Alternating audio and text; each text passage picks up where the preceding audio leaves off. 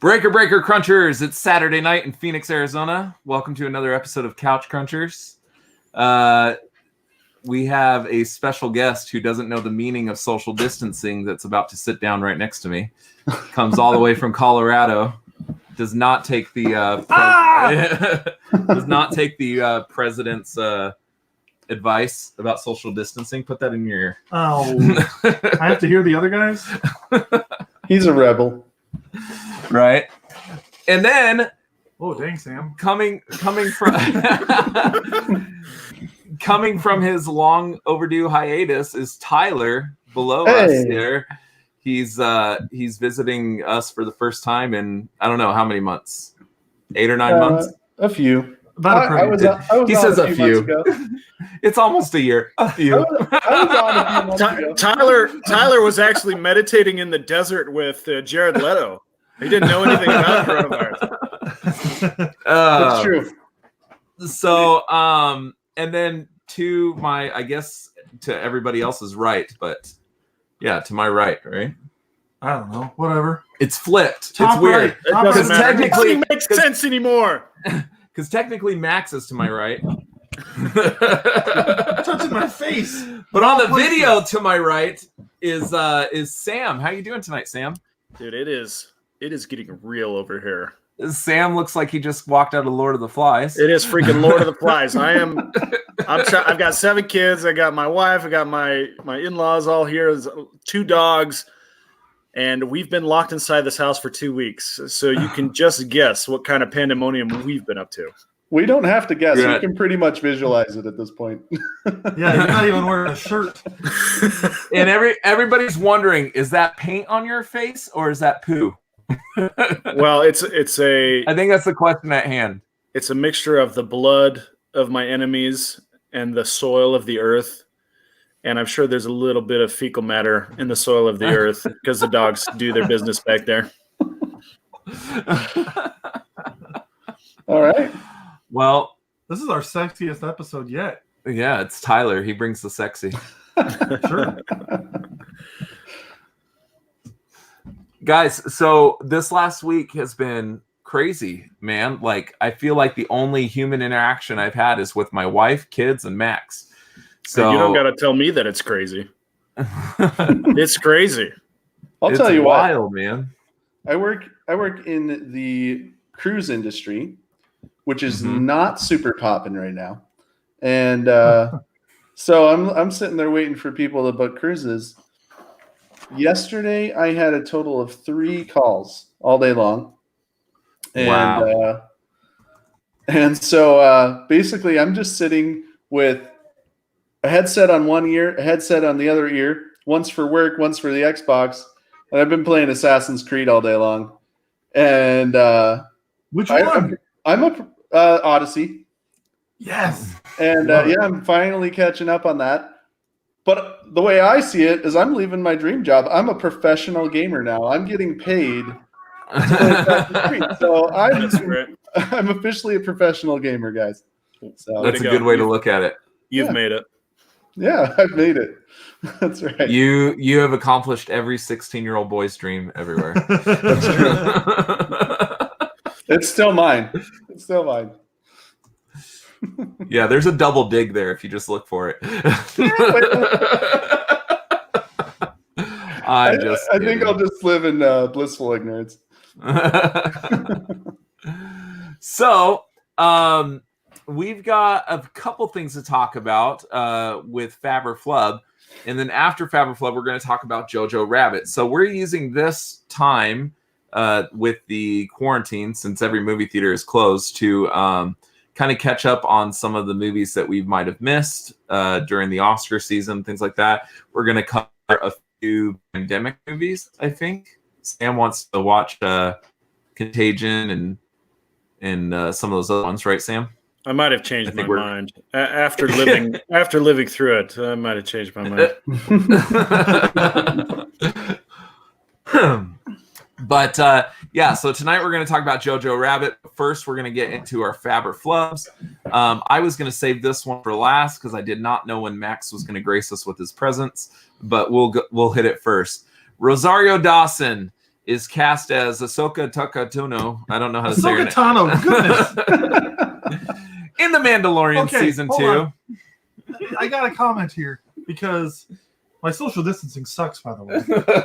But my just before coming over here, I was hanging out with my family, my wife's side, and my brother-in-law was talking to me about Jojo Rabbit. I told him I saw it and how it's got Adolf Hitler in it, and he's like, "Oh yeah, is that the one where Taika Waititi plays it?" And I was like, "What? Taika Waititi?" Okay, I gotta admit, I for the longest time butchered his name until I finally we started saying it more and more often on the show, and I really had to study it and focus on how I was saying it. It's Taika Waititi. Yes. Right? Yes. Yeah. That took me a while. I'm not good with these. I'm not good with the. Am I wrong? No, that's right. No, that's right. Oh, okay. Oh, he That's shook fine. his head Yeah, he's like, Lance, you waste of space. What the Anyway, getting back to the topic on hand, I'm sorry. I just thought it was funny because my brother-in-law doesn't know how to say Taika Waititi. But Rosario Dawson isn't necessarily my favorite choice to play Ahsoka, but I think she's a good choice, especially since this is going to be an older version. We talked about it on the show a month ago when this rumor first came out, but I think this is cool. I'm excited to have Ahsoka in live action. It's going to be cool. And I think Rosario Dawson has the chops to do it. She's got a good body build that looks like Ahsoka already. I don't know how to describe it. She looks like a character. I mean, they've been clamoring for her for years, right? And Rosario Dawson's a good voice actress. And so you add to the fact that she can change her voice to sound more like Ahsoka would sound like. So I think it's going to be great. I'm excited. Sam, what do you think? So I was really impressed with her acting in the Daredevil and the Netflix MCU spin-off series. I thought she did a great job. I thought she did a great job in those. She didn't do a whole lot of action scenes though. So my guess is they'll probably have to do a stunt double. They'll probably have to do a stunt double for all the lightsaber battles. But as long as she gets Ahsoka's signature lightsaber engage move, I think she'll be fine. She's a good actress. I remember her more fondly from Clerks and the other Kevin Smith movies. But Tyler, what do you think? I think that she's fine. I don't think that she's super great. I don't think she's an amazing actress. I think she's good, but I don't like her for that character. I feel like a ton of people are pumped about her playing Ahsoka. I'm pumped about them bringing Ahsoka into live action like Max. But I just don't see her personality that she's had and a lot of things that I've seen her in meshing. And I don't know. But the thing is, I hope I'm wrong. I hope I'm super wrong about that. So how many things have you seen her in that you can remember offhand? What are you using as your baseline? So the first things off the top of my head, obviously Daredevil. We've also got Alexander, The Rundown. She was in the show The Rundown. Those are the things I remember immediately. I'm sure. So you don't remember 7 pounds? Or I didn't see 7 pounds. See, so you haven't even watched her best performances. Well, I mean, all I can see is what she's been in. As far I didn't look up Rosario Dawson's best performances and go watch those movies. No, I thought 7 pounds. She was really good in 7 pounds, and 7 pounds I think is a really good film. I didn't even remember. I didn't even know that was her in it. I haven't seen it in 10 years. I didn't realize that was her. Yeah. So she's been in a lot of things. I would say that I disagree with Sam as far as the Daredevil thing. I think she's my least favorite from the Daredevil show, and in fact, the Defenders shows in whole. I wouldn't. Yeah, there's some pretty annoying people in Iron Fist though. So, but Iron Fist actually has my favorite character in Danny Rand's girlfriend. I don't recall her name. Oh yeah, she's great. But she's my favorite. Jessica, she's my favorite character in the entire something. Defenders universe. Yeah, she is good. So, but let's move on to the next thing. Whoa, hang on. Go ahead, Sam. Do you guys watch Clone Wars Disney Plus? Absolutely. I don't. He does. Yeah.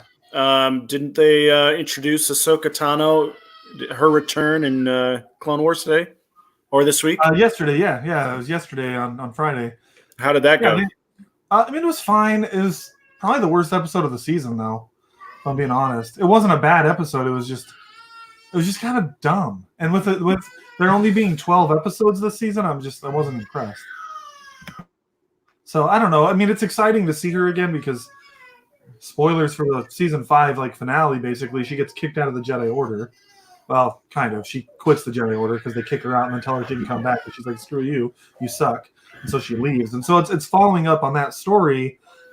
And so you get to see her out of the Jedi Order, kind of in hiding.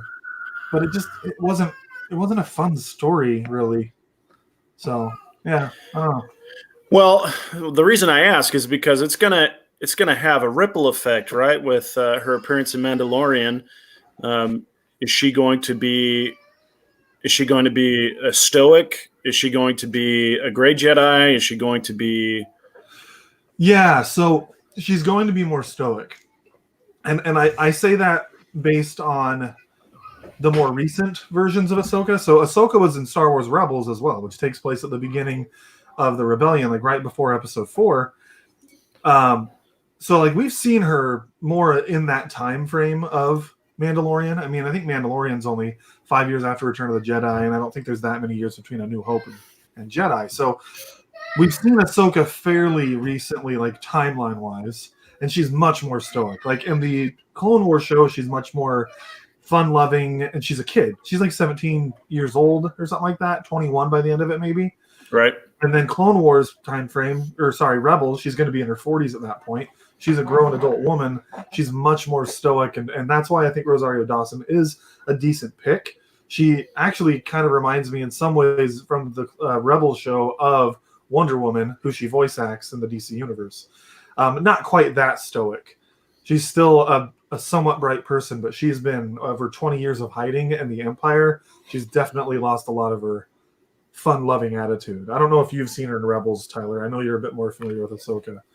But oh yeah, no, I like her. I really like the growth of her character. I think they did a really good job with that. I really liked her in Rebels, and the story that they the story plot for her in Rebels was just done so well and added new elements to the Force that we don't know about, like time travel was introduced. And that was done really well. And I would love to see more of her storyline because I feel like they're taking her story down more interesting paths like that. But along with what's his face? The other Force wielder in Rebels, what's his name? Kaden or Ezra? Ezra. Yeah, so her and I'd love to see more of her and Ezra and see what's going on with that. I'd also like to know where she was during Rise of Skywalker. What happened to her, because her race can live 200 years. So yeah, for all we know, we'll see her die in the Mandalorian throughout the show. Well, I wonder if they use if they're going to use this as a tie-in for maybe her to get her own show. I don't see them casting somebody like Rosario Dawson to just make a small cameo in The Mandalorian. Yeah, that's a good point. She's a big enough actress that I think she could carry her own show. If she does a good job, I would love to see Ahsoka get her own show. I was talking to my brother yesterday. Palpatine's my favorite Star Wars character, and then Anakin, not based on the movies, based on Clone Wars, and then Ahsoka. So I love that character. I would love to see more from her. She's great. But anyway, we've been talking about her a lot. Let's move on to the next. Well, what's the next one while I'm doing this? Well, let's just talk real quick about the fact. I don't think we need to talk long. Well, Onward. Go ahead, hey, Sam. I think the question all our viewers really want to know is, how many times has Tyler watched Stuber since he's been locked in? And is it still your favorite movie? No, I never said it was my favorite movie, but I think you did say it was your favorite movie. You said something pretty good. You said something pretty close. You said you gave it 5 out of 5. Best movie you've seen in a long time. In a long time, yeah, it was my favorite. That you said it was the Citizen Kane of comedies. That's what I remember. I did not say that. No, I really liked it. I know you guys make fun of me for it, but I did really like that movie. But no, it's not my favorite movie. But yeah, I thought it was great. But now backpedal. What? Tyler, own it. You've got it on Blu-ray. You've got it on digital. He bought the DVD, the Blu-ray, and the 4K. So we just want to know. We just want to know how many times have you seen Stuber? I have not seen it since it's released. He plays the soundtrack to go to sleep to at night. Camille Nanjiani and Drax the Destroyer are both weeping right now that their biggest fan hasn't watched the movie since its release. I own it, but I haven't watched it since I bought it. If they want to come over, I'll make some popcorn. We'll watch it together. It'll be great. Do a little watch party with the stars. That would be great. I bet they'd really go for that. Official invitation, if you're watching. Come watch Stuber with Tyler. That's right. Tyler's Stuber watch party. Like a Netflix party. I don't think it's on Netflix. That's right. Yeah. Well, speaking of Camille Nanjiani, his new movie that was supposed to be released on April 3rd, which right now I'm drawing the blank for. It's called The Lovebirds, I think, where he and his wife are accused of. Accused of. So it is going straight to Netflix. Oh, really? Because of this new thing, and I cannot. Oh, The Lovebirds, yes. So I actually thought The Lovebirds looked better than Stuber, but I thought it looked okay. But it was originally going to be out for theatrical release on April 3rd, and now the movie studio is in negotiations with Netflix to release it straight to Netflix because of coronavirus. So there's actually a few movies that this is happening to. Onward was just released yesterday. Yeah, for digital. On digital, and it's going to be out April 3rd for Disney Plus. The Invisible Man, Bloodshot, The Nest. What else am I forgetting? Well, I don't know what else is coming, but we may as well lump it all into the same news bit. There's talk that Wonder Woman 1984 is going to be released straight to digital rather than in theaters at all. I doubt this will happen, but there's talks of that happening, which honestly I would love. I would buy it. You throw that thing on digital, I'll pay $20 for it, and then I don't have to pay $20 again plus the movie theater price. But I don't know. It's crazy with everything going on. I think it's cool. I'm glad that stuff's coming out. So the list that Den of Geek is providing us is The Invisible Man, The Hunt, Emma, Onward, Star Wars, which technically is just being released a little bit earlier. Yeah, it was supposed to come out this Birds Tuesday, of Prey is coming out about 2 months early. Yeah. The Way Back. What? Which that's awesome. It drops March 24th. The Way Back. If you guys haven't seen The Way Back, I definitely recommend that movie. The Gentleman, Bloodshot, Dr. Dolittle, I Still Believe, and Trolls World Tour that hasn't even made it to theaters yet is getting released. So there's a good amount of films that are going to be available, and typically the ones that they're renting are going to have $20. The price point is going to be $20 for these. Yeah. Which doesn't really make sense to me, because if we're all supposed to be practicing social distancing, the $20 seems to me like they're trying to circumvent if you get big groups of people together to watch them, right? But big groups of people aren't supposed to be getting together, so why are they charging $20? Why wouldn't they? Well, because it would cost me $10 to go see in the movie theater. You're not renting it though; you're buying it. No, not some of these. Some of these are only available for rent, like The Invisible Man. Oh, well, if it's $20, then that's bad. Yeah. Since we've talked about The Invisible Man and Drax, did you see the meme with Drax being the Invisible Man in the poster? He's eating the chips. Tyler, I think for your birthday, I'm just gonna get you a CD that has Dave Bautista grunting, and that'll be your comfort food. But you can go to sleep to it. I think you have a slight man crush for Dave Bautista. Who doesn't have a slight man crush for Dave Bautista? I mean, the three guys above you. Lance is right. It's got Invisible Man for rent for $20. Yeah, that's absurd. Of course, I'm right. For rent? I've been sitting at home for the last week. You don't think I read up on this stuff? Same thing for The Hunt? Yeah. Wow. Which I heard The Hunt's not very good. Emma? Wow, they're all for rent? That's bad. I don't like that. Don't worry. Someone's going to rip it, and then it's going to be everywhere. Yeah, that's bad. Sam's throwing up gang signs. Yeah, we've got Unknown Reaper in the chat. Unknown Reaper. Sup, fam? Stuber is the absolute best movie ever made. This is Matt, right? This is Matt. Yeah, Matt. But yeah, so it's interesting. Like, I've never seen anything like this in my lifetime. It's just crazy about how many industries are completely having to change how they do business right now. Do you think that Disney might, if Wonder Woman hits video on demand, do you think that Disney might follow suit with Black Widow? I don't think so. I don't think they'll do it with Black Widow. I think they're really gunning for that theatrical release. Yeah, and they already waited long enough to just make the movie itself. Like her character's already dead. They're finally making the origin story for her or whatever. I mean, I guess I'd have to qualify it. At this point, I think they're more interested in a theatrical release. That could change. Yeah, it could. See, but of all of these, if it's $20 to rent, the only one I've heard so far that I'd be willing to rent for that much money is Wonder Woman. I would pay that. My wife and I would watch it together. That would be the same price as us just going to the movie theater anyway. That'd be fun. But The Invisible Man for $20?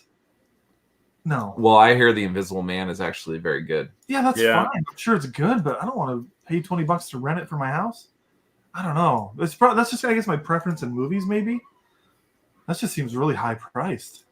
Yeah, that I would definitely be like, I'll just wait till it actually releases normally. Yeah, because Onward they've released, right? It's not a rent. Onward is released on digital, but you can't purchase it physically yet, I don't think. Yeah, but I can buy it right now on my Vudu for $20 if I wanted to. I'm not going to, but I'm surprised they didn't do that for Emma. And well, it's two different studios. I know. I'm just surprised. That seems weird to me. I mean, technically, Disney in a couple weeks is going to have it available for free. So, yeah. I mean, I don't know. But it's just a crazy time that we live in, and I hope that the two of you that aren't sitting next to me are being safe. And I know he's not being safe because he's sitting literally a foot away from me. I'm going to lick your head. What? It does look scrumptious. Matt says they might do it for the New Mutants, which I could see. I would pay $20 to see the New Mutants. I would maybe, if I could watch it with someone else. Social distancing, Matt. Yeah, my wife doesn't. I don't think my wife quit going and infecting the world. But Max isn't affecting people with coronavirus. It's more of like herpes and other. No, it's his infectious personality. Get out of here. All right, next topic. Max, you're delightful. You're delightful. Thank you. Nobody knows this more than I do. Even his wife is still questioning the delightful thing. Just kidding, buddy. All right, let's talk about the PS5 versus the Xbox Series X. Which I'm getting really tired of Xbox's naming stuff. Like, PlayStation is so much easier. I agree. So I have the Xbox One X, and now I have the Xbox Series X, the Xbox 360, but the Xbox One comes after the 360. No one's disagreeing with you that the naming convention is stupid. Somebody needs to fire somebody in the marketing department. I'm just saying. But at this point, they've started a stupid naming convention, and now they just have to stick with it. Like, they couldn't come in now and why say couldn't Xbox they just 4? call this the Xbox 2? That would make even less sense. Less sense than the Xbox One? I think so. Why? Because the one was meant to be all in one. How about the Xbox One 2? And then all the kids will start calling it the Xbox 12. But Max posted this on here, some the differences in the tech specs for these two systems. I already know which one I'm going to buy, but I'm interested in hearing which one you guys are going to buy. So the major differences, they have almost the same CPU. Xbox is a little bit better with a faster, what would you call that? T-flops? Clock rate. Well, yeah. So they've both got 8 cores. PlayStation's is 3.5 gigahertz. Xboxes are at 3.8 gigahertz. That's tit for tat. It's not that different. Really, the big news here, and I didn't mean for this to be a comparison. This was just a picture I found. The real thing is that PS5 finally revealed their specs. And I guess it is valuable to compare the two, because the big one people are talking about, there's two big ones that are being talked about. One is Xbox Series X is clocking in at 12 teraflops. To give you context, the original Xbox was 1.31, not the original. The original Xbox One was 1.31 teraflops, and the Xbox One X is 6 teraflops. So this is twice as powerful as the Xbox One X. And what people are talking about is that the PS5 has 10.28 teraflops, which is less, but it's really not that much less. So I'm really not that concerned. They're both really powerful machines. They're both going to be good. They have the same amount of RAM. They have close to the same amount of internal storage. They're both on SSDs. Yeah, but a terabyte, that's 200 gigs difference right there. It is. I'm not. So for you who aren't looking at the screen, PS5 is going to have 825 gigabytes of SSD internal storage. Xbox is going to have a full terabyte. But the big difference between the two is that PS5 is going to be a lot faster. That's really what the difference is. If you guys are watching the video where it's talking about memory bandwidth, where it says 448 gigabytes per second versus Xbox's, which is basically equating to 336 gigabytes per second, they're both fast, but the PlayStation is going to be a lot faster. But the point is, do you want the one that's more powerful or the one that's faster? Personally, I think they're close enough that it's not going to be a big difference. They're both going to be powerful machines. They're both going to be great. But anyway. Well, I'm going to tell you, here's the thing. on my shit list right now. So, Let's hear Tyler. He started go ahead, Tyler. Well, the thing with speed, okay, the memory bandwidth, the main reason why you would need faster and more memory bandwidth is if you're running a bunch of applications at the same time. It's not typically going to, max out your the speed of your memory playing one game. It's there so you can do multiple tasks at once. So for most gamers, they're not sitting there doing 10 billion things at the same time. What's going to happen here? Because when we're looking at the video cards and stuff, you're going to see more power for individual games. And then Microsoft has a whole bunch of studios that are all its own now. And what happens when you have more power is you can make more intricate games. And so I think those studios are going to be opened up to more possibilities for mechanics that PS5 is not going to see. And so that makes the Xbox have a significant advantage there. But PlayStation's been smart as far as what licenses they've gotten with different studios.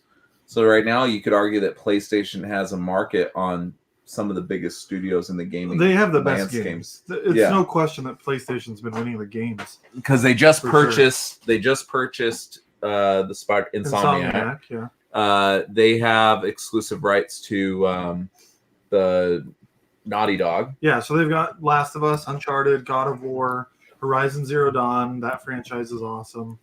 They've got, of course, Spider-Man. That's a whole different topic, though. You're talking about.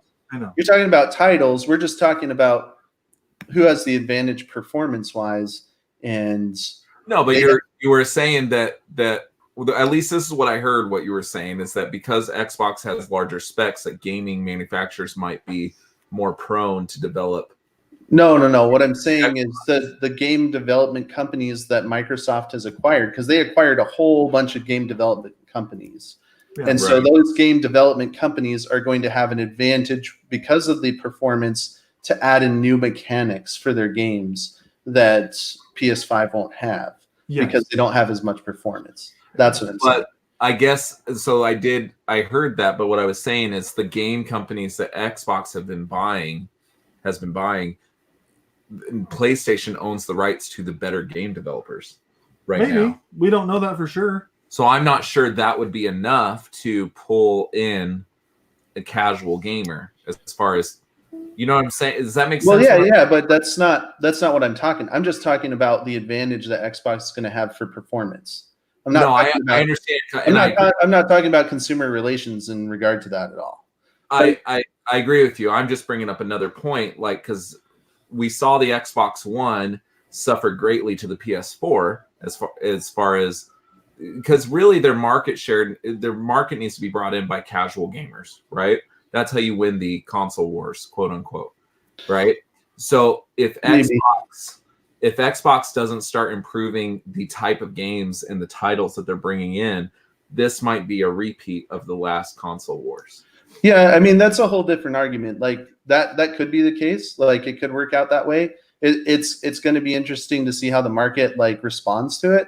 But like really what happened with the last console war, I guess you could call it, is when they came out with their specs, each system came out with their specs because Microsoft was in a good place earlier prior to Xbox One.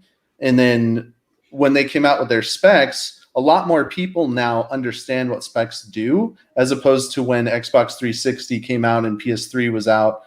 People most gamers didn't have as much knowledge as to what specs did. So PS3 was more powerful than Xbox 360. Nobody knew or cared about that, right? So like now you jump forward 8 years, a lot more people have a lot more tech knowledge, and a bunch of people came out and said, the PS4 is giving you way more bang for your buck. You're getting like a lot more performance.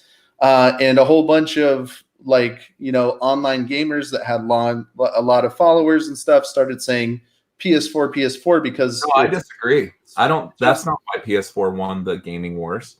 PS4 won the gaming wars is because they came in at a cheaper price point and Xbox tried to throw a bunch of additions on there.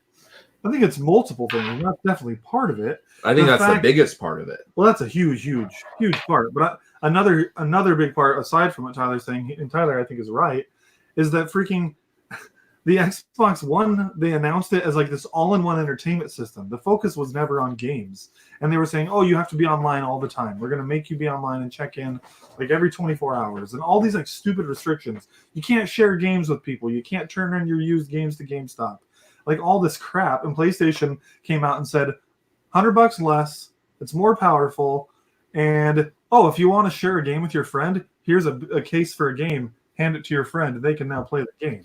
Yeah. Like games should be, but I don't think part of it. So when you guys are talking about tech specs and stuff, I don't think that the majority of people that are buying these systems are not gamers per se. It's mom and dad buying it for their kids, and they're going to look at price points and titles and what their kids are asking for. This 12-year-old Johnny is going to be wanting the latest Spider-Man game over Halo or something like that.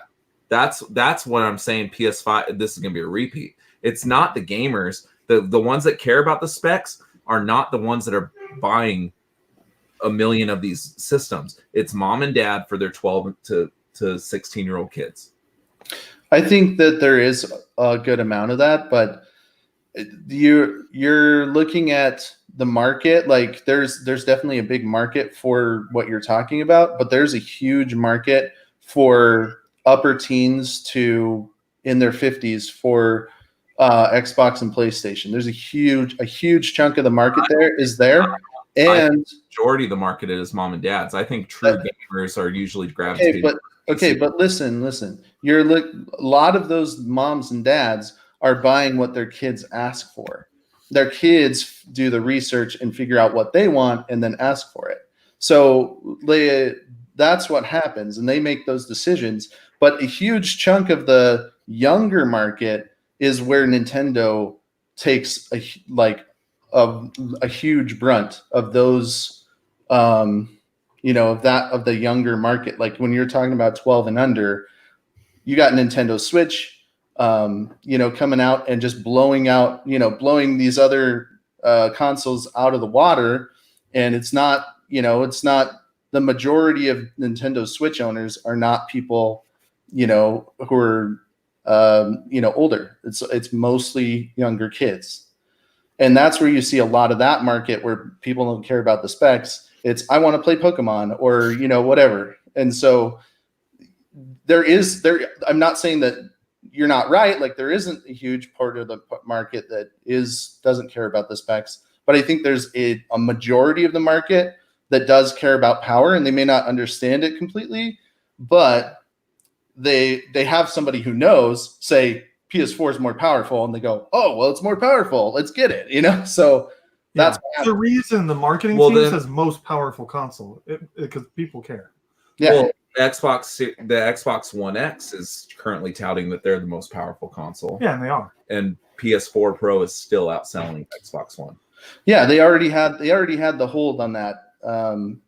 On this whole series, they've had the hold on it, and like all these people have now become, they're kind of like, it's kind of like a football team, like at that point, I am with this team now, and there's this huge war about it online, and everybody fights about it regardless of the facts. People will fight for their team, and so they may react that way during this next one. I don't know how they're going to react, but I think PS5 is going to outsell the Xbox Series X, but I think it could. I think Series X is going to be more successful than the One. But the reason I think out the gate because they've learned their mistakes from the last console launch. Yeah. But Xbox still is doing some things that make me question a little bit about their product releases, like this zero disc digital only console that flopped. Like, why is that a problem? You don't have to buy it. But they released a console that's no one's buying. Okay. And it's quite a bit cheaper than any of their other consoles, yeah. and still people aren't buying it. Well, when that released, it was actually the same price point as the consoles that did have a disc player in them. So that was a huge issue. Right now, I think you can get it for $130.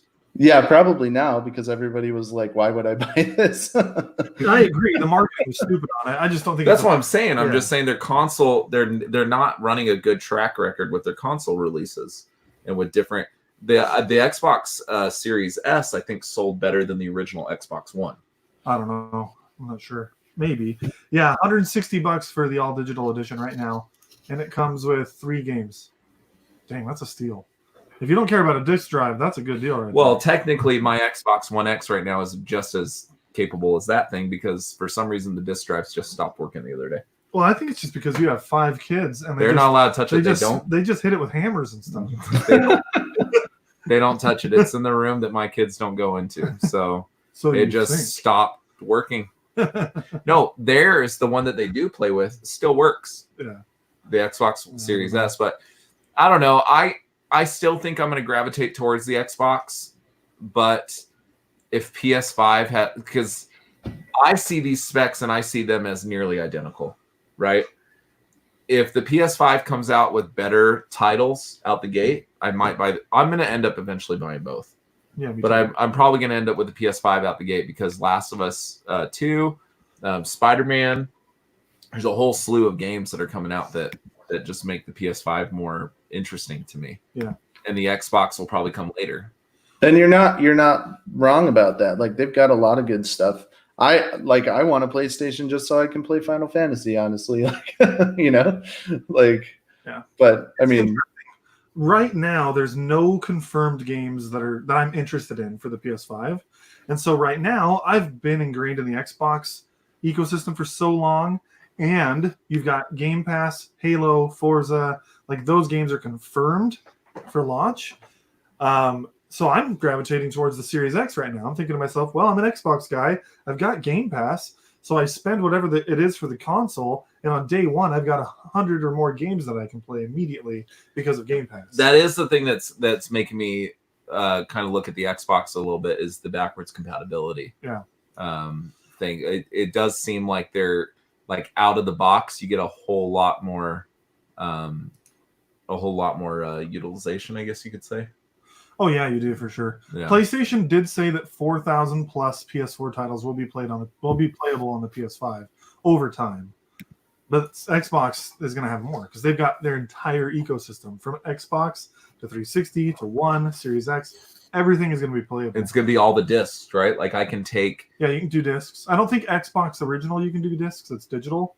But 360 you can do discs. So I can't take some of my Xbox games that I have and put them in the system. I might be wrong. I haven't used the original Xbox backwards compatibility. There's a lot of good games on the original Xbox. I would they love are. to play. That's a good one. All right, let's move on because we beat this thing with a dead horse. So With the dead horse? yeah, I forget what movie that is, but I say it You a gotta lot. stop sharing your screen. Oh, You're sorry, sharing our guys. show notes there. Oh, they're gonna find out eventually. So let's. So we haven't heard from Tyler in a while as far as what he's been watching. So he's gonna run us through the last 2 years of his life that we haven't seen him. Stuber. That's the first 5. So we got those out of the way. What have you been watching, Tyler? What do you want the world to join in on your fandom? Shoot, what have I been watching? Tyler's like, crap, I didn't prepare anything. I did not. No, You did I not look at the show notes. honestly, like I've been doing a lot of Soul searching. no, I've been doing a lot of Audible. I've been doing a lot more audiobooks than watching stuff lately. What have you read recently? So I am on book 5 of the Stormlight, or not the Stormlight, the Wheel of Time series. Good things. Yeah, it's very good. It's a very good series, very well written. Robert Jordan is fantastic. He's very, very much like Brandon Sanderson. If you've read anything from Brandon Sanderson, well, I should say Brandon Sanderson's like Robert Jordan. And then Brandon Sanderson actually finished the last 1 or 2 books of the Wheel of Time series, but it takes a lot of time because each book is like 1,200 pages, and there's 14 books in the Wheel of Time series. So like, it's a lot of audio. But so I've honestly been doing just a lot of that. I also listened to Brandon Sanderson's sequel to Skyward, which is actually a very cool sci-fi novel rather than being fantasy. Skyward is about these people that humans crash land on this planet. These aliens are seem like they're out to destroy the human race. They don't know why, and this whole huge story unfolds about why. It's really, really good. So I would definitely check it out. There's 2 books in the series now, and he's continuing to write more. The Stormlight Archive, I've also been a lot into that. And the next Stormlight Archive is coming out in November. But yeah, I mean, I think I've been a lot more into like Audible and reading books. Lock and Key, though, I did watch Lock and Key, and that was a great show. But I know that we've talked about that on a previous show. So that was fantastic. But yeah, I don't know that I have any like new shows that I've been listening or that I've been watching so much. Have any of you guys watched I'm Not Okay With This? No. Oh, I watched a little bit. Of that. I loved it so much. It's fantastic. It's based off of a comic series, and it's about it's the girl from It. And the boy from It. Oh yeah, the boy. Tyler's gone. Bye, Tyler. Bye, Tyler. Tyler's like, He's like, I gotta go catch some Stuber, man. I have not had enough Stuber. Well, we'll keep an eye on him for when he returns. But there he is. So Tyler got corona'd.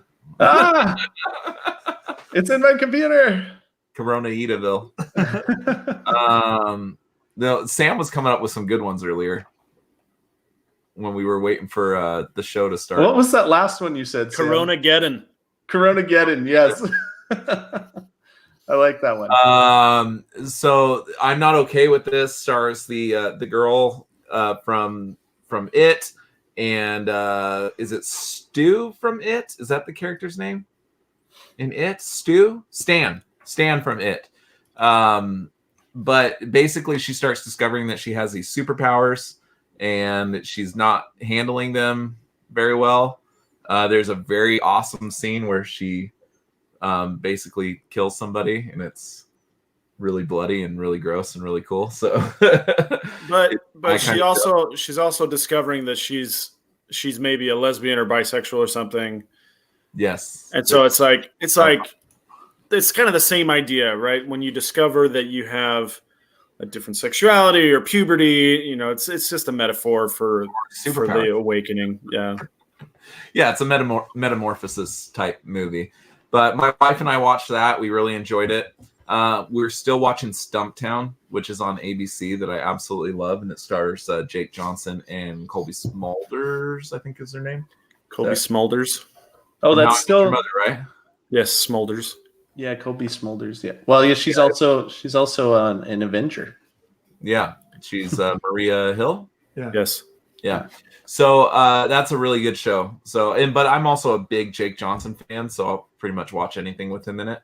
So, but it's a really good show. Speaking of Jake Johnson, did you guys see what he's doing right now? So basically, you send him an email, and he's trying to do as many as he can. But you send him an email, and during this whole quarantine thing, he is sending people for free customized messages to their kids as Peter Parker, because he's the voice of Peter Parker in that's so cool. Spider-Verse. Oh, that's cool. So there's a few actors that are doing some things like this. Like Josh Gad is reading children's books to children every night on YouTube, I think, or Facebook or something like that. Josh Gad, I don't know if you guys are familiar, but he's the voice of Olaf, and he's in Beauty and the Beast. And Jake Johnson's doing stuff. There's a whole bunch of actors and actresses doing these things for children during this quarantine. And I have to admit, I did send Jake Johnson an email. Cool. For my kids. So I almost said my kids are named For your kids. Crunchers. And that was going to be our new show open.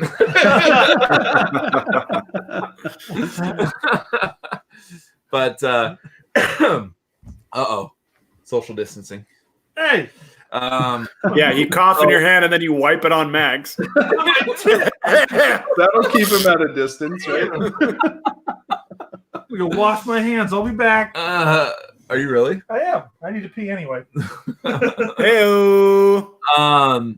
So while Max takes a moment to empty his bladder, but Sam, what are you watching? Okay, so I haven't been watching anything new. It's just been basically reruns. But I did get into this webcomic series. I posted it in our chat called Solo Leveling.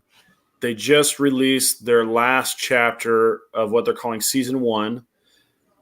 It's kind of like an RPG type game, but set in kind of a real world type South Korea, and you can read the whole thing for free, chapters 1 through 110 at sololeveling.club.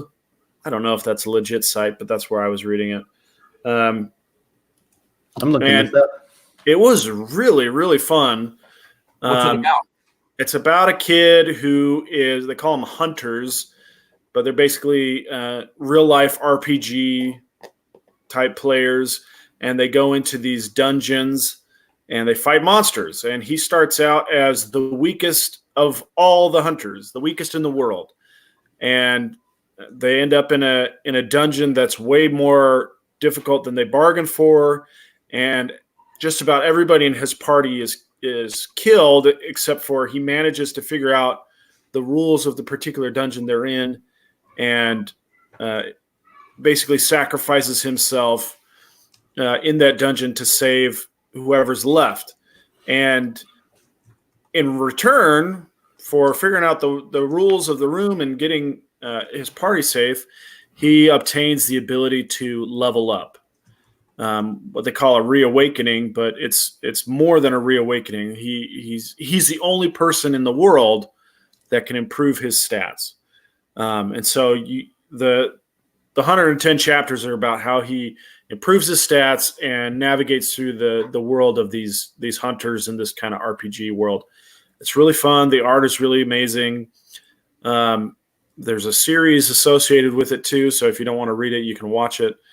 But it is really, really cool. So I recommend it to everybody. And it's just basically you're just scrolling down through the screen. You don't have to read left to right like you do with Japanese manga. It's just top to bottom. Oh, I have one more thing. I have been watching something new. Brooklyn Nine-Nine's season 7. Oh my gosh, it is so freaking good. It's as good as ever. I tried watching that show again, and I just can't get into it. I don't It's know what okay it to is. have poor taste, Lance. I love you still. I don't know what it is, man. It's so good. I love Andy Samberg, but I just can't. He annoys the crap out of me in the show. Maybe if you watched more Stuber, you would really enjoy Brooklyn Nine-Nine. Maybe. Maybe my level of humor is just not there. No, in fact, I find so Andy Samberg did this show called Cuckoo, which he is. It was that show was so bonkers, dude. That was awesome, dude. Do you remember the house party where he's serving up the potatoes with the old fish sauce? Dude, that was wild. That scene was so wild. You watch the show, Sam. I'm so happy, dude. I'm so I've happy. never heard of it. That scene is so wild. My wife and I were like jumping off the couch. We're like, oh no! Oh no! He basically leaves the show to do Brooklyn Nine-Nine, and they bring Taylor Lautner in, and the show is Taylor Lautner as his love child. Yeah, and really good. He ends up falling in love with his stepmom. Yeah, it's a really good show. Oh my God. It's bonkers. It is cuckoo, is what it is. It's cuckoo. I'm gonna have to watch that now. Talked about Brooklyn Nine-Nine several times, and I watched the first 5 episodes. That was about 2 or 3 years ago, and then I recently started watching it again, and I don't know. He drives me nuts in it. I feel like he's the least annoying character that Andy Samberg's ever played. I agree. I used to hate Samberg. Not hate, but I found him really obnoxious. And this is the least obnoxious I've ever found him, and I love him. His friend, who's the short guy? Julio or something. This is the actor's no, name. B. It starts with a B. He's quite annoying as well. I thought you pulled up IMDb for this kind of thing. I do. I have it on Jojo Rabbit. No, but the character's not that. No, the character's name is Boyle. Boyle, that's it. I was trying to think of. Yeah. I wasn't saying the actor was annoying. I was saying that character is annoying. The character is annoying, but in a funny way to me. Have you guys seen I Love You, Man? It's so good. Oh yeah. He's the one that that they're trying to make friends for Peter, who's oh crap, Paul Rudd's character, Peter. They're trying to find him a best man or whatever, and that guy plays one of the guys that they're kind of trying to introduce him to, and they call him Tickle Me Elmo through the whole movie because he's like in the weight room. He's a spotter, and he's like like, and I laugh every time I hear this, dude. I Love You, Man has got to be one of my top 10 favorite movies ever. Well, it's I love that movie. Yeah, it's really good. It's really good. But anyway, 9-9. It's awesome. 9-9 this season. It's been great. So it's so good. But I'm trying to figure out, so I did see the previews for the newer seasons, right? So the straight-laced girl cop and Andy Samberg eventually get married, right? Spoiler alert. In the episodes I've seen, they absolutely hate each other. Yeah. So that's what makes classic rom-com setup, dude. Yeah.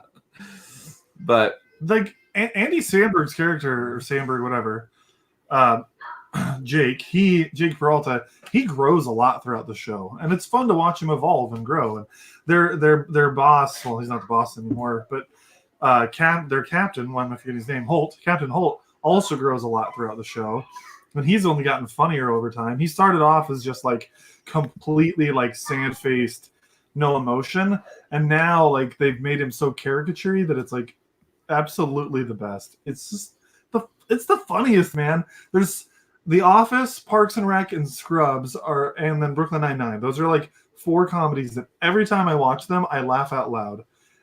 They're the best. I have to play this for you, Max. Okay.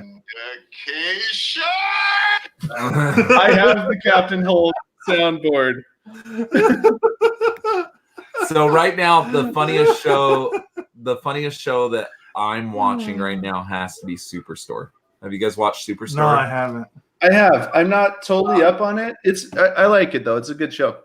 It is absolutely ridiculous. So if you've ever worked in a retail setting or like for a big box grocery store or anything like that, you relate so much to these characters.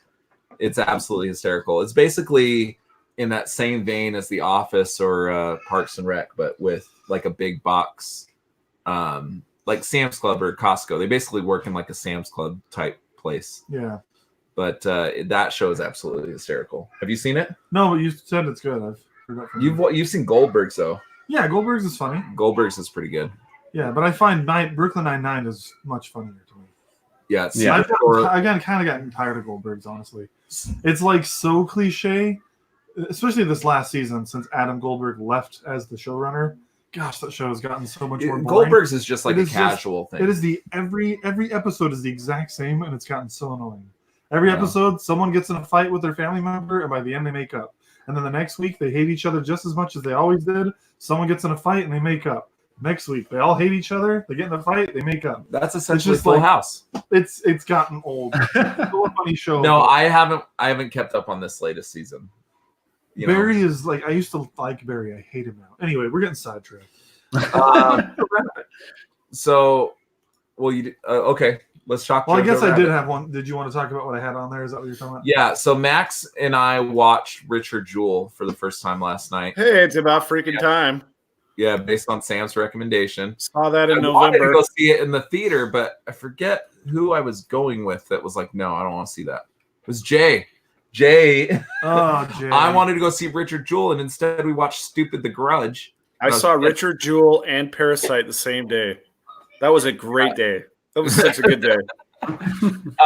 But I gotta say, Richard Jewell's fantastic, and I think we might talk about it here in a couple weeks. Yeah, I think we could. Like, Yeah. I don't know if Tyler, if you have access to watch it, but I think that'd be fun if like we just talk about that movie as our feature. Yeah. Sometime soon. So I have the internet. True. Congratulations. That's good. That'll get you through the next few days. apparently I don't have the internet. So these guys are constantly making fun of me because I'm coming in all pixelated, and I've been watching the YouTube video. And But here's the thing, though, Lance. Max is there, and you're not pixelated.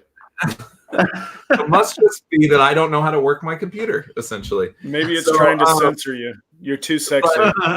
there's a scene in Richard Jewell. I just wanted to touch on this real quick because we received some sad news today. There's a scene in Richard Jewell where Bobby, his mother, goes to the Olympics where Kenny Rogers is playing, and Kenny Rogers actually passed away today. Yeah, So last night. It was crazy. We watched the movie, The night we're watching the movie, he passed. and he away. passes away. Like so. Yeah. But I just wanted to point that out. But we will talk about Richard Jewell soon. Yeah. But Richard Jewell was nominated for Best Picture, right? No, Was it one of? I don't think No. so. no, It it was did not. have some nominations, right? I don't think so. No, it didn't fit. It didn't fit in with the other ones.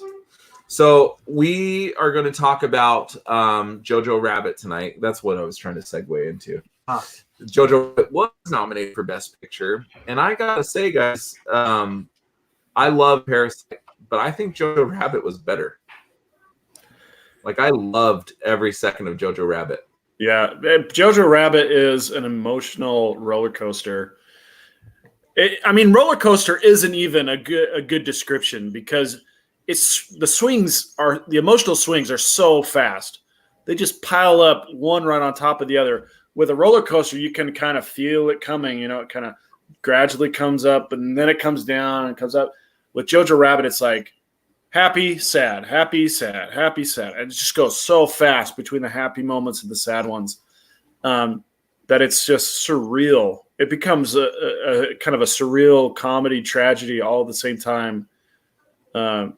It's dizzying how emotionally dizzying how fast it switches between It's tragedy surprising. and comedy. Yeah, And when it's- you see the trailer, you get kind of worried about watching it, right? Like I was Yeah. kind of like, what exactly am I getting into here? Because they're kind of parading around Taika Waititi as Adolf Hitler and kind of this joyous, Yeah, it made it was thing. off-putting. And I'm like, what am I watching here? Like, am I going to feel It's so dramatic like- after watching this? like it's But- so funny. It is so funny. It's fantastic. It almost does it in a way to show you how absurd that whole time period was and the things that we're pointing out. I just wanted to say one thing. Richard Jewell was nominated for Best Supporting Actress. So I knew for Kathy Bates. Kathy Bates. She was very good. I knew there was something. I knew there was something there with the Oscars. I just can't remember. But Jojo Rabbit, they do a really good job at pointing out all the absurdity in its satirical view of the Nazi youth, essentially. I would say not just the Nazi youth, but the whole German society under the Nazi rule, because right.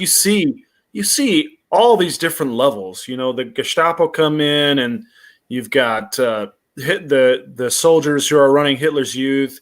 You've got underground. You've got Jews hiding in walls. You've got kids. I mean, it's all told from Jojo's perspective, right? Jojo's the main character, the kid. And so you see the movie primarily from his point of view, and then kind of secondarily from Elsa, the girl that's hiding in his house.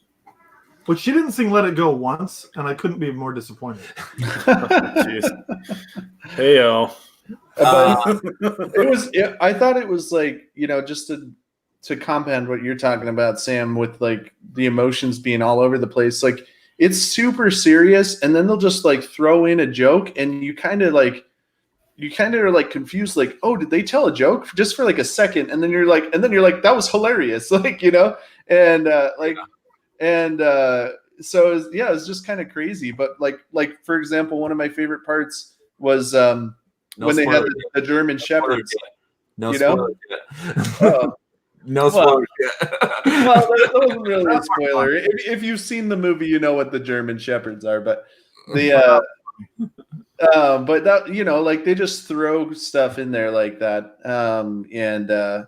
man, that was crazy. It was just nuts. Like because really for a second, I'm just thinking, oh wow, that's a joke.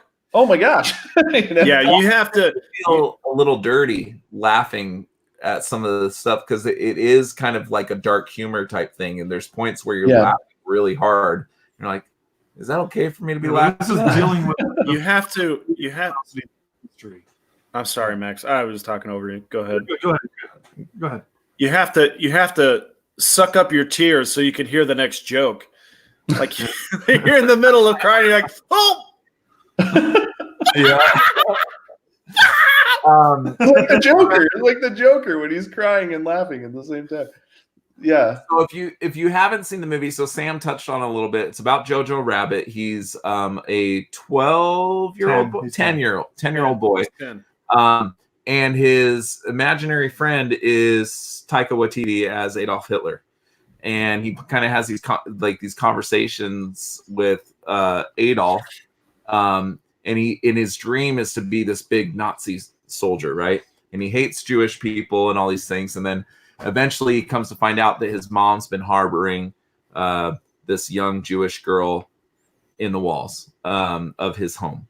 And then you kind of see the relationship progress from there. So all the Adolf Hitler scenes are done from an imaginary friend, like a satirical view. So Adolf Hitler himself. How does a 10-year-old view Adolf Hitler? Right. It's almost like a cartoon character. Like he sees Adolf Hitler as this larger than life being that is, you know, basically the second coming of Christ almost. But Taika Waititi probably delivers the best performance in the entire movie. Scarlett Johansson in the young boy that played Jojo Rabbit, and Thomasin. That's Elsa. Thomasin McKenzie is Elsa. Right, as Elsa. And what were you saying the young boy's name is? Oh, I love Archie Yates as Yorkie, his little friend with the glasses. Oh, yeah. Fantastic. Yeah, he wasn't in enough of the movie, in my opinion. Hey, Jojo! How are you, Jojo? Good for you, Jojo. Yeah, he did. But Sam Rockwell also was fantastic. Oh, yeah. As well. Yeah, he was great. Every performance in this movie was spot on and fantastic. But the best has to be from the director Taika Waititi.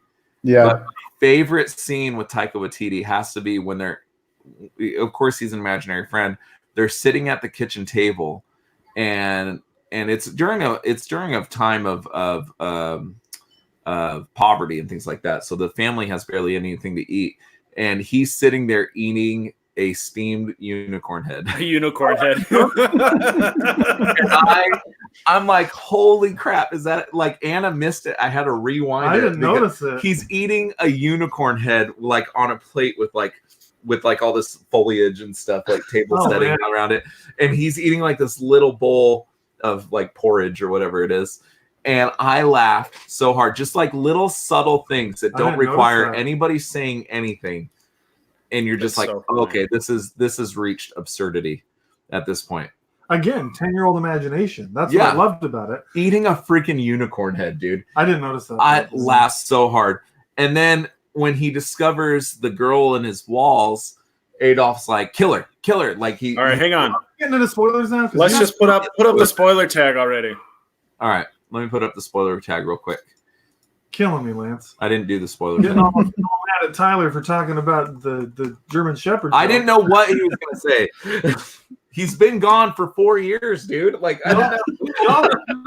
This time is increasing and increasing. I never got to say anything. Sorry, I gotta stretch it out just in case an apocalyptic battle breaks out. Look at him with his freaking. In case an Athenian shows up or something. Is it adding? No, you got to put it in there. There you go. There you go. So yeah, the unicorn thing was just fantastic, dude. I'm depressed you missed it. Yeah, I'll have to go back and rewatch it. What, you missed that, Max? Come on, man. You got to pay attention to the movie. Stop going to the bathroom at the good parts. So now we're in spoiler territory. What was the most shocking thing, Sam, that you saw in this movie that you're like, I can't believe they did that? So for me, the most shocking thing was, I mean, you guys know this, but when he goes into the town square and you see the rebels' feet swinging, because they've been hanged. I was like, that's going to come back in a really horrible way.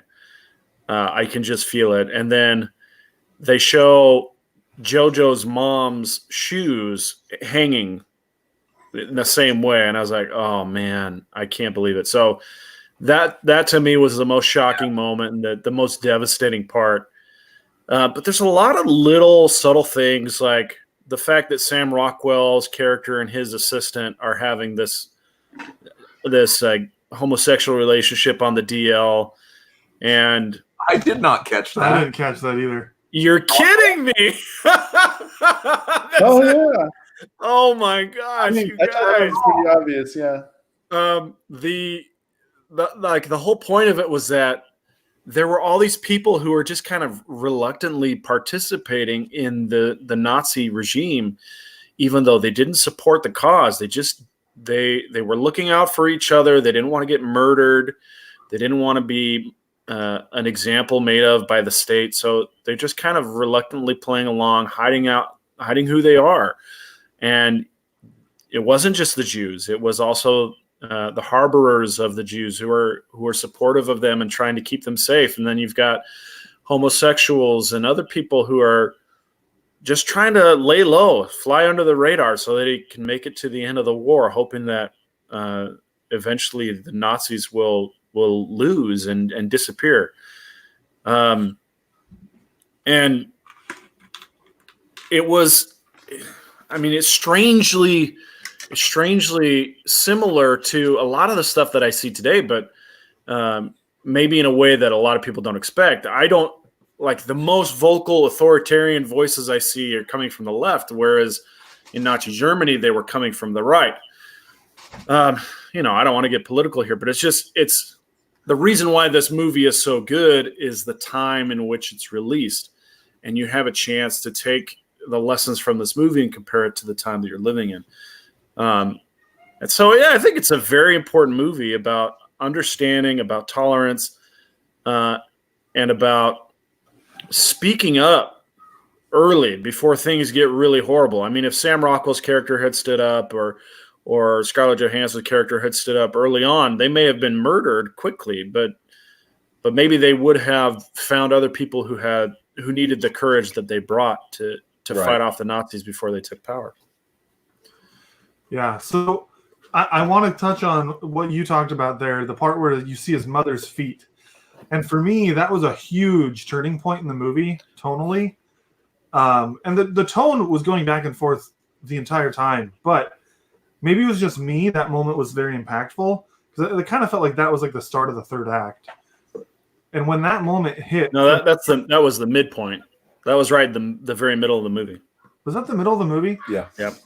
Okay. Well, at any rate, when that moment hit, from then on, for me, it was a very emotional, hard-hitting movie. And it was the entire time, but even more so then, to the point where when they would tell a joke, it was like you guys were saying, I was like, am I supposed to laugh now? Because that's funny, but I'm feeling something right now, and I don't want to change the emotion I'm feeling. Oh right. Yeah, because they follow up the scene where he finds his mother, and he basically is like hugging her feet and crying, and then like the very next scene, he goes in, and that's the one where he goes to stab Elsa with his knife, and then right after that, he sees Yorkie while he's out collecting scraps.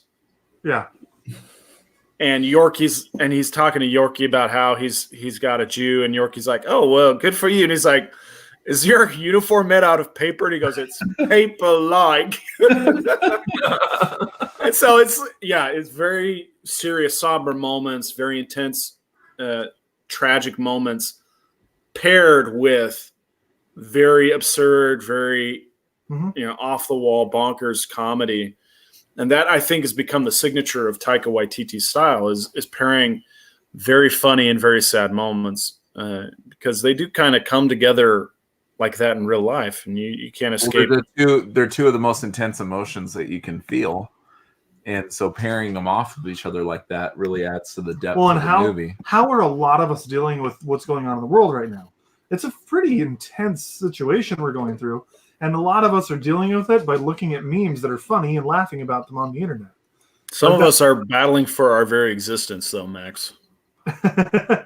It's Sparta in Sam's house right now. But the point I'm making is like that's just how people react to things, and so I love that aspect of the movie. When you're dealing with something horrible in your real life, you will use humor to get over it, and the movie was doing that to you as well. And I found that fascinating, and I thought it really added to the experience. It was very unique. But see, even in addition to the sadness and the humor, he also does a good job of making you, angry throughout the movie that these things happen to these people. Oh yeah. But there's also a little bit of guilt that these things happen to these people, right?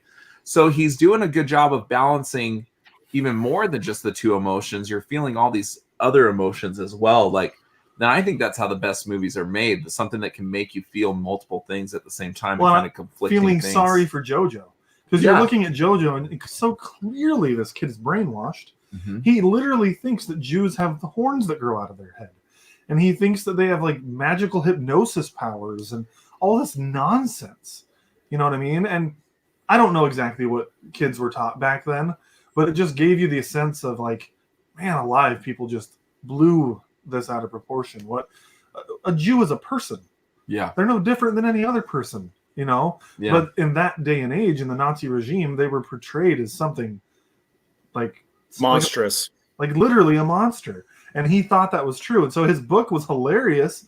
But at the same time, when you look at his book, you're like, wow, what tragedy that he thought that. Like he actually thought that was true. And I actually have a question, but I'll hold it. Let's hear some more thoughts. But I want to talk about something. So I did want to bring up. So you were talking about the how it was showing the feet dangling, and you were like, oh, that's going to bring up something later, right? Yep. I did notice that when they were walking in the park, they're riding their bikes, and she hops up on that wall, and he's talking to her, and it only has a view of her feet. Yeah, right? I did. What I'm talking about. That and when she was dancing too. That she was going to be hung later was when it was only showing her feet. I was like, oh, that's interesting. And then it was either before or after that you saw those other people hanging from the rafters and you could only see their feet. He does an excellent job of foreshadowing throughout this entire movie. You know, it does it several times. Mm-hmm. Like originally when I saw those people dangling, I was like, oh, he's going to walk up and his father's going to be hanging there eventually, because no one knows where his father's at, right? His mother tells Jojo that he's fighting in the war. Then later you find out, no, he's actually working for the rebels and trying to defeat them. So you start to think maybe his father's going to be hanging up there. And then it shows that scene in the park that I thought was just done so beautifully. The little montage of him spending time with his mom. And it was just everything about this movie. I can't point out to one bad thing in this movie. Well, I thought it was really impressive because obviously this time period has a lot of sensitivity to it.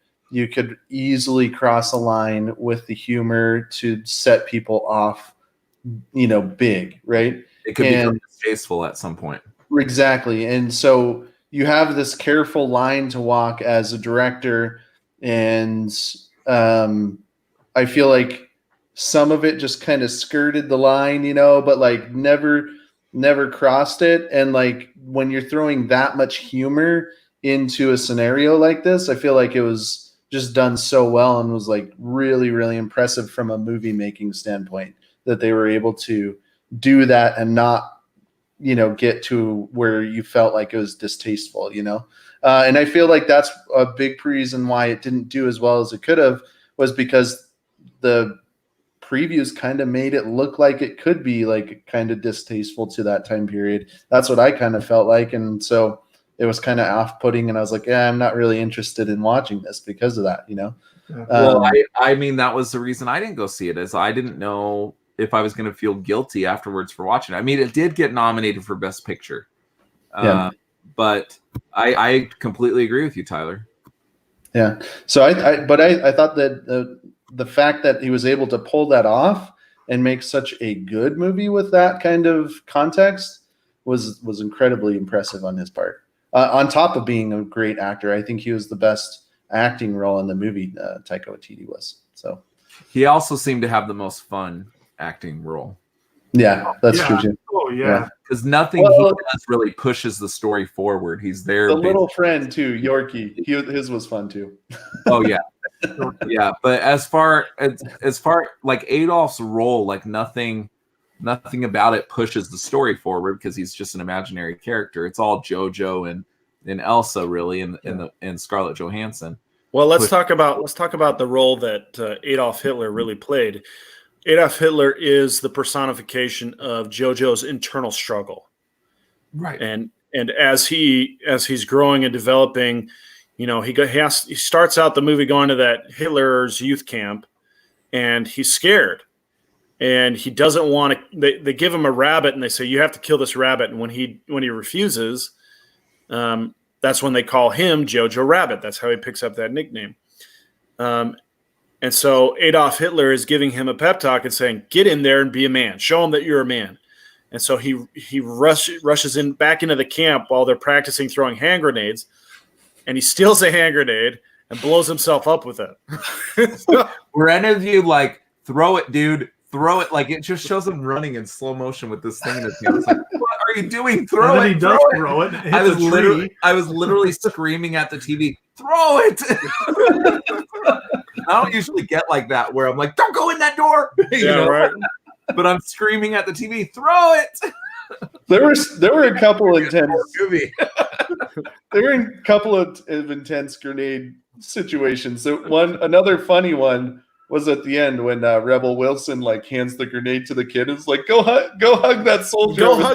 Go hug anybody that looks different from you. Yeah. Yeah. We didn't really talk about her so much. Like, I was really surprised to see how good of a job she did in this movie. She was my least favorite part of the movie. She's a bit of a comedic. She's a bit of a comedic thing, but she's a horrible actress. I think she was just Rebel Wilson, but German. Like there was no.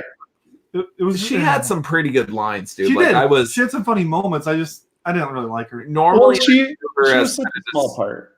Yeah, normally I view her as kind of this actress that just kind of falls down a lot or makes fun of her weight, and there wasn't really a whole lot of that per se. Yeah. I mean, so normally she's typecast as I'm trying to think of somebody to compare her to, but she falls down a lot, pokes fun at herself and things like that. But in this, she was kind of elevated a little bit. Well, and she's just pointing the gun at everybody, you know, like everybody's like, stop pointing the gun in my face. Like she had some funny parts, but she did. I feel like they put her in the movie just enough. Like, yeah, she's a one-note character.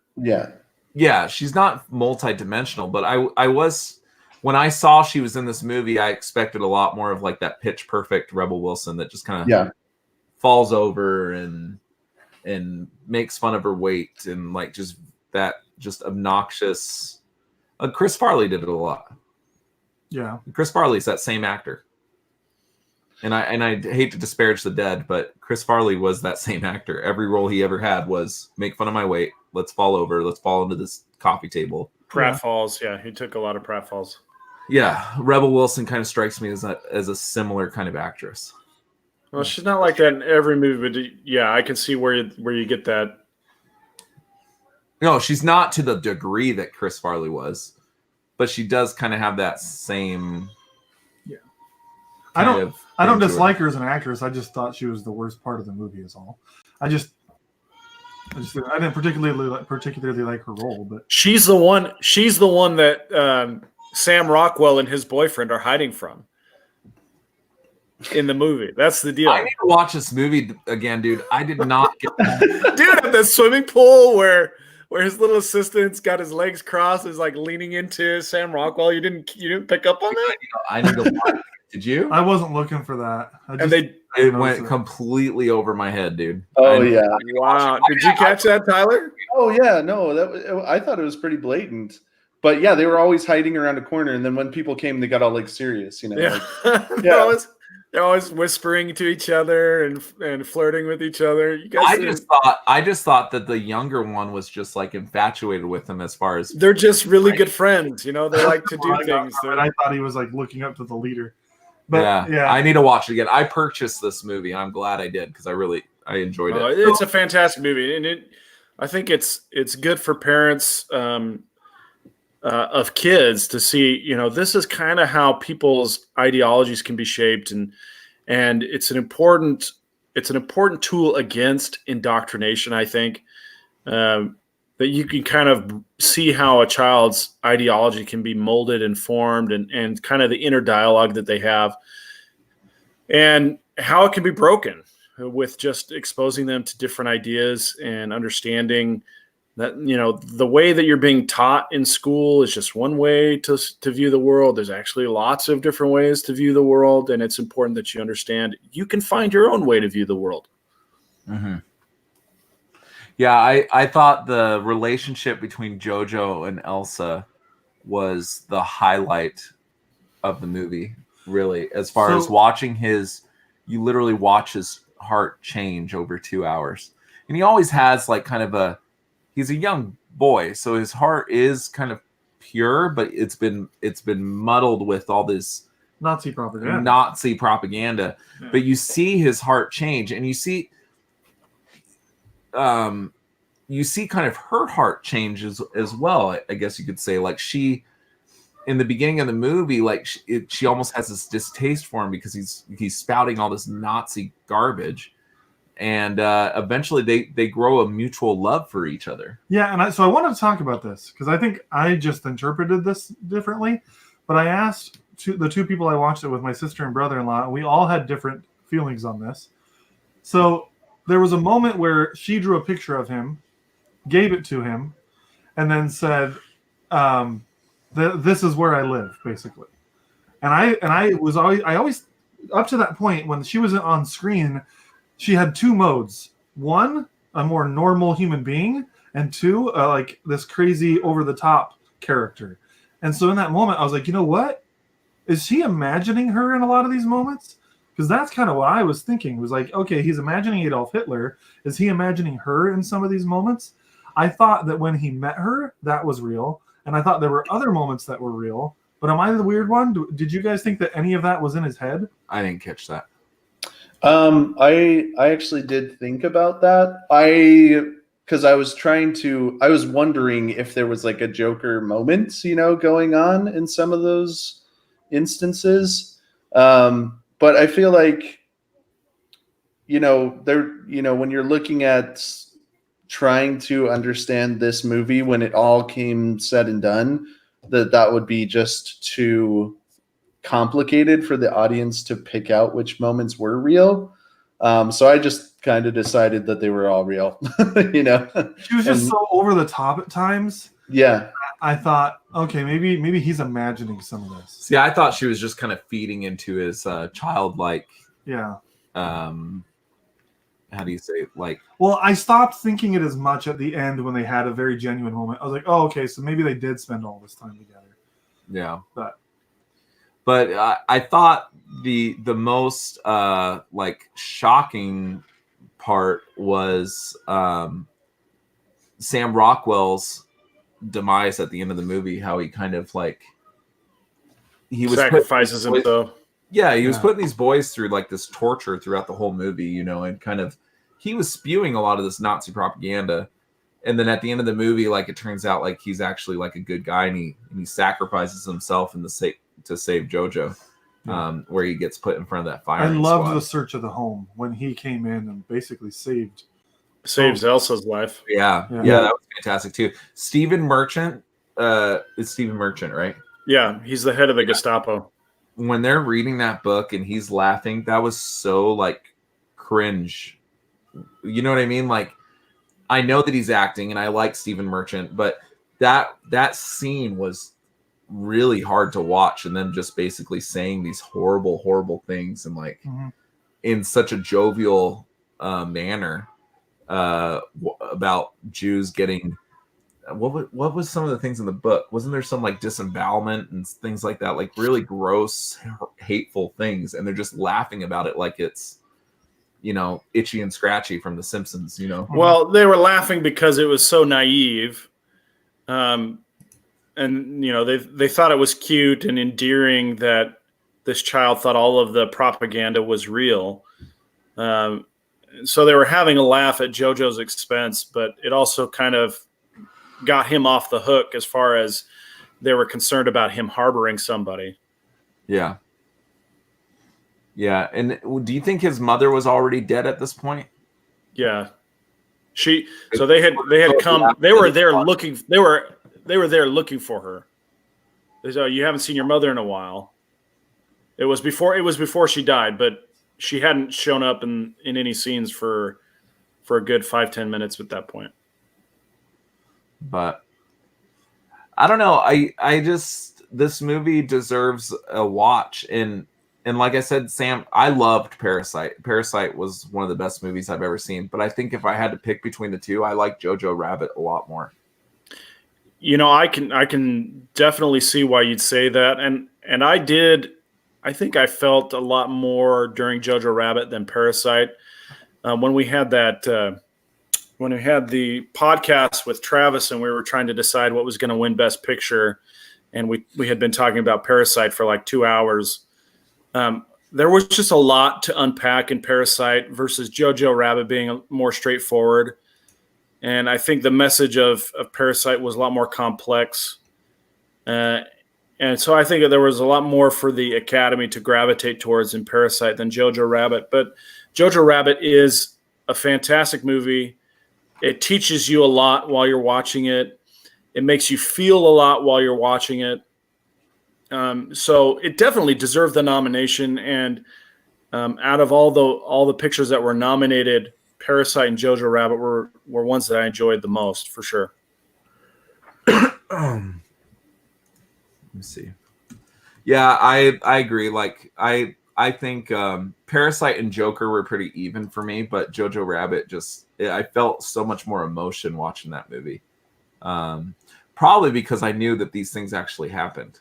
Like not the over the top satirical stuff, but the harboring of Jewish people in the walls and people dying for senseless reasons. And I knew that a lot of this was true. And I think that's why I felt more emotion watching it. It's like 1917. 1917 elicited a lot of that emotion too, even though it was kind of a fictional view of this whole thing, but a lot of it came from true stories and things like that kind of meshed together. I think I'm always going to gravitate towards true things. Okay, so I've been thinking a lot about 1917, and I know we've already talked about 1917, but this didn't get a mention when we did the podcast. But I feel like 1917 is patterned after a Greek epic like the Iliad or the Odyssey, in the way it's written. So there's a lot of it that's very reminiscent of those Greek epics. But as far as Jojo Rabbit, man, it not only is it worth a watch, it's worth a rewatch and a rewatch and a rewatch. It's a very good film. It is. Yeah. Plus, you guys need to rewatch it because you didn't even pick up on all the stuff that was in it. I will rewatch it. I bought it after I had rented it already from Redbox, and more so because I wanted to make sure that he watched it. Is the reason I bought it, but I am going to give it another watch. There's a couple more. I'm looking at the list of movies that were nominated for Best Picture. Ford v. Ferrari, The Irishman, Jojo Rabbit, Joker, Little Women, Marriage Story, 1917, Once Upon a Time in Hollywood, and Parasite. And I got to say, Parasite and Jojo Rabbit topped that list. No way. 1917 for me. Not even close. 1917 was good, but besides the one shot, I felt like it was all things that I've seen before. Yeah, I don't agree. But I think Jojo Rabbit and Parasite were the most original. I don't want to dive into that, but I will say this. The Irishman holds no place on this list. It has no business being here. I liked The Irishman, but it doesn't even compare to most of these. But anyway, that's beside the point. Yeah, but I don't know. Well, let's give it a rating. Let's start with Tyler so we can get his virgin. I don't know, if you haven't done it for 10 years, dude, like you become a virgin again. You're a born again virgin. Yeah. What is it? It started out. Tyler hasn't been on the show for 3 months. Tyler hasn't been on the show for 9 months. Tyler hasn't been on the show for 2 years, 4 years. Wait, Lance, are you supercutting recap your joke right now? I was on the show in November. In what universe? He was here, I remember. Was I? No, you ditched. November 2010. November 2010. This is a tough one for me. I don't know. The ceiling's pretty high, man. I mean, Stuber getting a 5 out Oh of my 5. gosh. I'm never gonna. How many times have we brought up Stuber in this show? Dude, Tyler, you have no idea that the Stuber joke now has a life of its own, and you're not going to get away with trying to shut it down. It's going to live forever. Batman versus Superman came out what? How many years ago? 2016. I still get crap about it. You still give him crap. Yeah. So, well, you may as well just embrace it, Tyler, and go ahead and watch Stuber every weekend. Just to warm up for the show. I might do that. I might actually do that. No. Honestly, like I mean, maybe I'll sound like a broken record, but I don't find anything wrong with this show. So it's hard for me to Jojo Rabbit. Jojo Rabbit. Okay. Like everything about this show was done fantastic, like you said, Lance. Like the acting was fantastic. The the story was done so well. The humor and the sadness, like being combined, was just like done in a very unique and really just powerful way. I felt like. So yeah, I mean, I don't see why we shouldn't give it a 5, honestly, like for this show. Like honestly, like I would give it a 5 out of 5 cushions. Well said. Very nice. Sam? So I think it is worth multiple rewatches. Definitely worth at least one in the theaters. I really enjoyed it in the theaters. I know you guys waited a few months before you saw it, but I really, really enjoyed it in the theater. And I thought it was worth another view in the theater. And then definitely a buy, because you're going to want to watch it again. And if you have kids, it's definitely worth watching for them, if not with them. So I would say 4.5. I'm going to give it 4.5. All right. Max? I'm with Sam on this. 4.5 for me. Everything about it is great except for Rebel Wilson's character. I honestly found her kind of annoying at times, so that's the only thing that gives it a tick down for me. Yeah, What specifically did she do that was annoying, Max? I just Oh, Sam's there went gone. Sam. Specifically, I just found her to be she didn't fit. I like Rebel Wilson, but she seemed just like Rebel Wilson as always, but German, and it didn't fit for me. So it changed the mood a little bit for you. It just changed the mood a little bit. I thought there were some great moments with her. I loved the whole I birthed 18 children. I thought that was a funny joke. I thought her handing the grenade and saying, "Go hug an American" was funny. Her presence in some scenes just felt out of place. It wasn't awful. It just felt out of place to me. So it just took it down half a star for me. So Okay. I just want to point something out that everybody gives me so much grief about my internet that Tyler and Sam have both dropped off of the show. Oh, mine was not an internet issue though. It was because I pushed the wrong button and left. So I'm not sure why mine did that. I'm in Tyler's boat. I think that this is the best movie that I saw from 2019.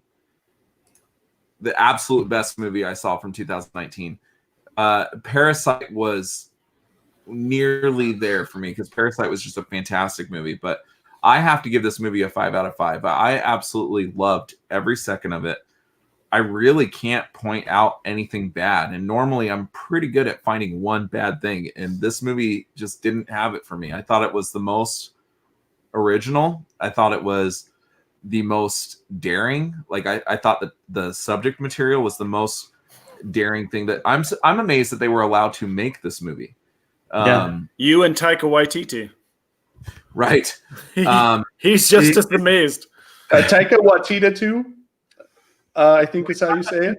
Taika Waititi too. I'm pretty sure. Taika White Tater Tots. And Taika with tater tots. Yeah. Taika wipe tater tots. He's got extra toilet paper. Okay, am I going to give my rating or what? You already gave it. No, You said 5. it's shut up and move on.